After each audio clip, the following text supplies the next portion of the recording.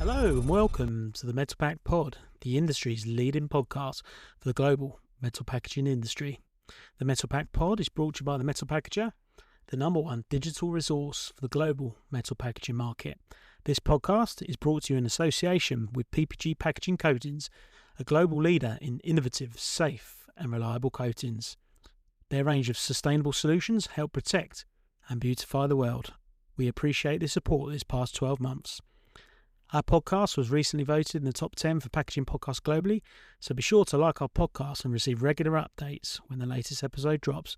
In this podcast episode, we speak with Ajeeth Enjenti from Trivium Packaging about the company's latest developments and the metal packaging industry's landscape.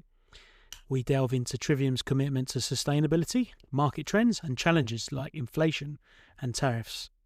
He highlights increasing consumer awareness of sustainability, the stability of the food can, and Trivium's growth strategies, particularly in Asia and Africa. The discussion also covers the impact of global supply chain complexities and the role of technology in industry integration.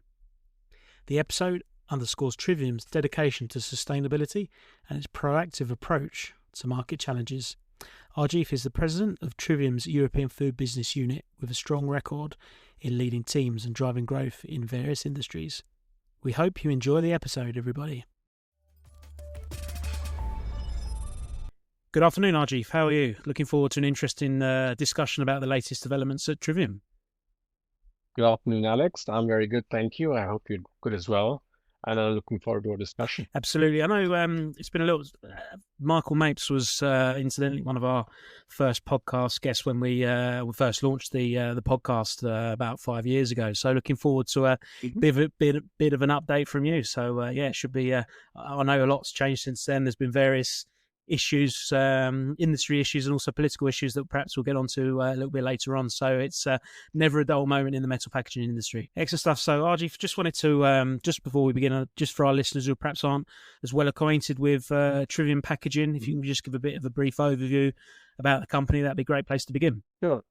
Trivium Packaging is one of the global leaders in metal packaging, and we are primarily operating in North and South America and also in Europe.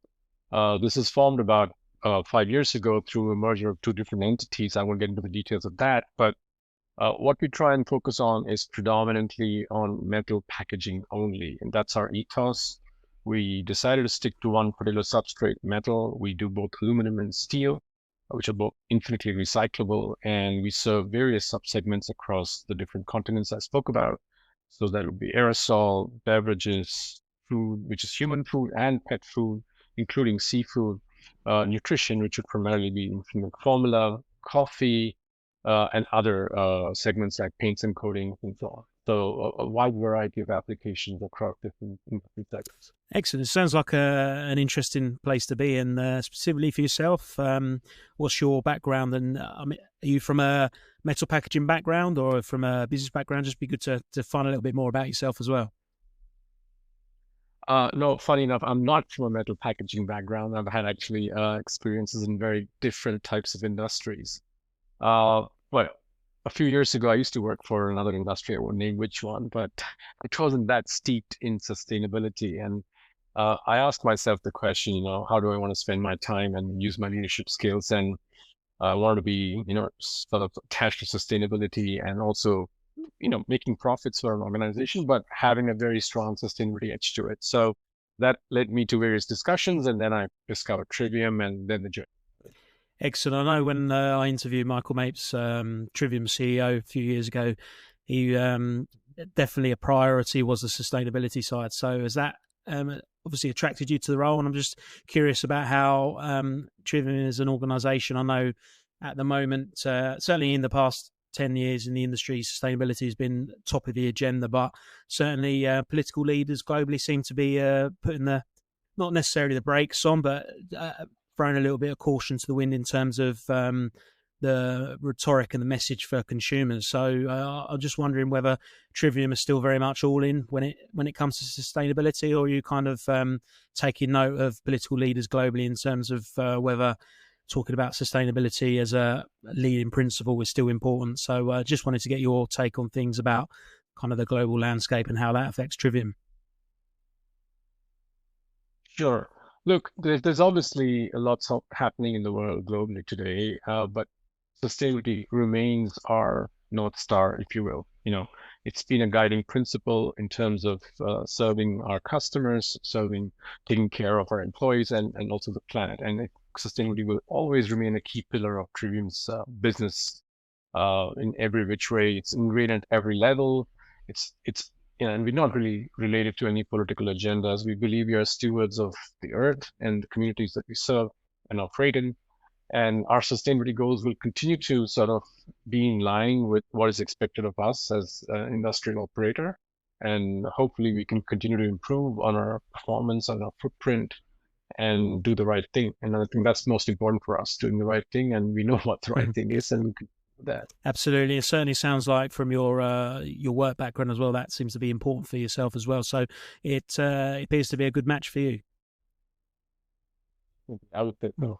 Excellent stuff. And just wanted to, I know you mentioned earlier about food cans and Trivium specialising in the human food cans, but also in the pet food market as well. So just want to touch upon that. I know so we at the Metal Packager, we cover the whole supply chain, and we've been discussing at length on the podcast recently about the health of the metal packaging industry. I know I know it's funny when we talk about things, when you talk about pre-COVID, post-COVID, it's the way the landscape has changed. But certainly that post-COVID boom, particularly for the beverage can market, I know the last 18 months the industry has definitely slowed a little bit, and the industry has kind of taken a pause for breath. And I just wanted your perspective on the health of the industry for Trivium, and whether that's similarly the case within the food can sector as well, because sometimes I suppose naturally the beverage can seems to be the sexy side of the industry, and can be a little bit the rhetoric can be a little bit dominated towards that. So I'd be interested to get your perspective on certainly on the food can market and where you see things, and are you currently happy about the health of the industry? Sure.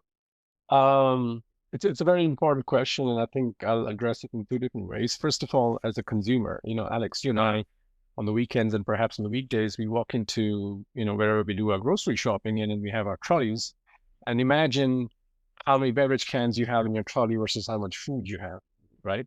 So that would probably give you a bit of a sense of why food continues to be important, and food in different packaging formats continue to be, important. It could be plastic, it could be glass, it could be fresh from the shelves, or it could be metal or paper for that matter. But all said and done, on average, I would bet that cans versus or beverage cans versus the rest of the food items in your trolley would be a roughly 15:85 kind of split. So I think food continues to be important.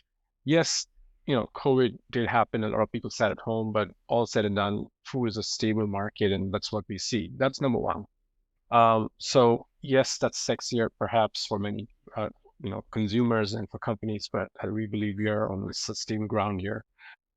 On the other hand, we also see that there are various trends. And human health, for example, we see that there's an increasing consciousness, and it's been around for a long time, but even more so now in terms of, being health conscious and, either vegetarianism or veganism or salads with proteins and, protein intakes, different types of diets, and so on and so forth. So if you look at food, if you talk about making a salad today, sweet corn or chickpeas and so on and so forth would come out of a can typically. You would not buy that fresh. And that's one of our staple businesses, and it continues to be that, a cornerstone of our business. On the pet food side, there is a trend which is strengthening in terms of pet parents, people who own pets, who continue to care for their pets as if they were the parents of that pet, and making sure that through the life of that pet, giving it the best nutrition possible. Premiumization is a trend. Different, calorific content in those cans is a trend in terms of high calorie, high protein, high nutritional value, and so on and so forth. So pet food continues to be strong with tailwinds. Human food, there are trends that support us. So I believe that despite the other trends in the market, we do have food as being a very stable kind of a portfolio in our mix. We interrupt this episode for a brief segment from our sponsors, PPG.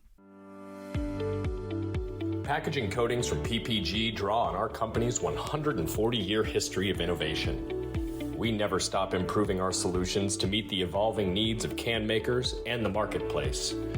That spirit of innovation results in technology like the cradle-to-cradle platinum-rated PPG Innovel Pro. PPG Innovel Pro is the latest enhancement to the world's #1 non-BPA beverage can coating. It still doesn't use any bisphenol ingredients, but experienced can makers report that it now sprays like an epoxy. Follow PPG Packaging Coatings on LinkedIn or visit packagingcoatings.com to learn more about why PPG is the coatings partner for can making excellence. That's great to hear. No, you're definitely right. Certainly in the podcast sphere and social media sphere, the wellness trends, and I know recently there's been a lot of talk about kind of carnivore diets and keto, and that kind of bodes well for like the tuna cans and other protein sources as well. So there seems to be a lot of interest there, and I think I probably misquoted when I said about kind of the sexier end of the market. I think it's about the beverage. Glad to hear it. But no, in terms of the beverage can sector, there's traditionally been a little bit more kind of innovation on that side of things in terms of the marketing, and it's good to hear that there's some interesting trends there. So thanks for that. But just in terms of the numbers, I just want to deep dive a little bit more in terms of the market. You mentioned there. The key word that I picked up there was it's a stable market, and I know the aerosol market and also the food can market has always been seen as kind of very solid. But just in terms of the numbers, is it a growth market? I know traditionally we're looking at about 3% year-on-year growth for the industry as a whole, but I just wanted to kind of compare the numbers maybe compared to the beverage can side of the market, and just is it a growth area overall? Is it just pretty solid kind of year on year? I would say this is broadly a GDP plus kind of a territory, right? So if GDP is growing 1 or 2%, we try and achieve a little better results than that. So indeed, there are some segments, of course, which are more flat, but there are some segments, given the tailwinds and the trends that I just spoke about, would be fast growing than GDP kind of growth. Okay, that's good to hear. And so we mentioned about trends for consumers. You obviously speak to your customers a lot. What are the trends and the demands that we're seeing from brand owners? Is it more about optimization and cost saving, or is there any? Yeah, I'm just interested to know what your customers are demanding of you, essentially. Sure. I would say a couple of different things. Definitely, cost saving is paramount for anybody, right? No company wants to pay too much for the product that you're serving them. But on the other hand, you also see that there is a growing presence of the omni-channel business, as you would call it. So, online presence, but also in-store presence. And they want packaging that's useful for both the channels, robust, with long shelf life, without damage as well. It's being shipped and so on and so forth. So metal really fits in the sweet spot when it comes to e-commerce growth and kind of omni-channel growth. Third would be stand out. So stand out and flexibility. So that would be, on one hand, you would want stand out with printed cans and shaped cans, but on the other hand, you want flexibility in your supply chain. So you would want standard cans, but with different printed labels for different markets, with different legal requirements or local requirements based on legislation. So I think metal cans, in that sense, do fill a very decent gap or a sort of a segment in the overall requirement for our customers, and we see interesting trends there. Excellent. And in terms of kind of challenges for your business as a whole, I know the last 2 years we've had inflationary pressures, and there is one school of thought that once those inflationary pressures hit home to consumers, then traditionally consumers are going to go for the cheapest option. I know that the beverage can sector has certainly been affected by that, by potentially consumers often liking to make the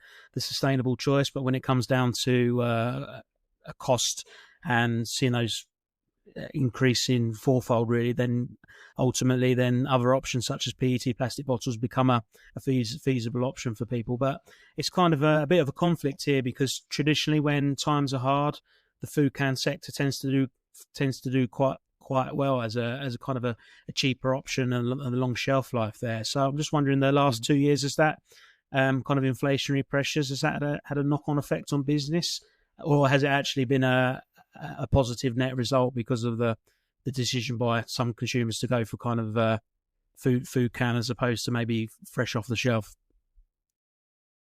Right. So Alex, again, two very interesting opposing kind of phenomena, right? On one hand, you're absolutely right. The input costs have increased.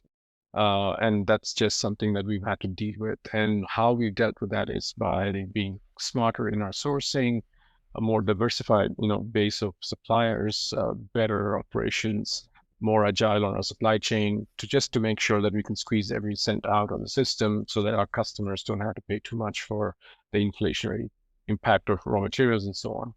On the other hand, if you think about yourself as a customer, going back to our famous shopping trolley, what we see that one trend, not for everybody, but for many customers and consumers, rather, I should say, is that the shopping trolley, some of the very high-end brands get replaced by private label brands.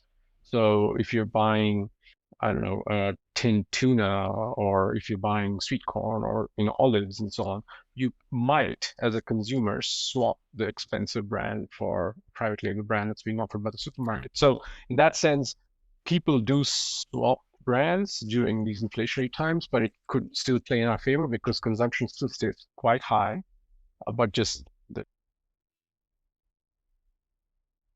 Okay, no, that definitely makes sense. And I would talking about challenges there, and you're probably hoping that I avoided the question, but tariffs have been certainly dominating our podcast and also our content at the Metal Packager for the last well, certainly since the Trump inauguration and earlier a few months ago. So you're probably sick of speaking about the topic, but just from a Trivium point of view, your opinion on the tariff situation globally, and also how it potentially impacts on Trivium's business as well.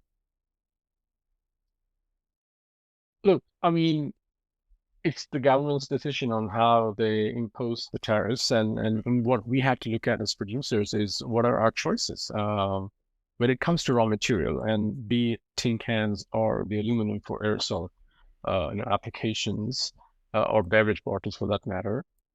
We see that the capability to produce those raw materials in the United States, for example, is rather limited, or in fact, even non-existent.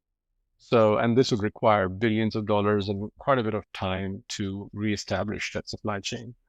And till such time, tariffs or not, you would have to sort of live with the tariffs and either be smarter in your supply chain or try and work with your customers to see how best those costs could be mitigated, further down the supply chain. So there's no escaping it. As long as the tariffs are there, we just have to be more creative in how the raw materials to end product process works, and hopefully in the medium to long term there could be alternative sources of these raw materials within the country, and then that problem would be currently.